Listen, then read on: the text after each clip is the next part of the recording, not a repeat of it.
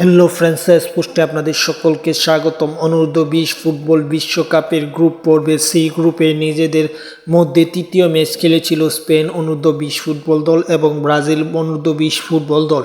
দু দলের সমীকরণটা ছিল ম্যাচটা জিততে হবে, পাশাপাশি মরক্কোর বিপক্ষে মেক্সিকোর হারতে হবে এবং বড় ব্যবধানে এই ম্যাচটি জিততে হবে, তাহলে নকআউট পর্বে যেতে পারবে এমন সমীকরণে দুই দল নেমেছিল। এবং এমন সমীকরণে নেমে প্রথমার্ধের গোল শূন্য ড্র থাকে এবং সেকেন্ড হাফে বারবার গোলে 47 মিনিটে এগিয়ে যায় স্পেন এবং পরবর্তীতে এই 1-0 গোলের ব্যবধানে বিশ্বকাপ মিশন শেষ করে স্পেন জয় নিয়ে।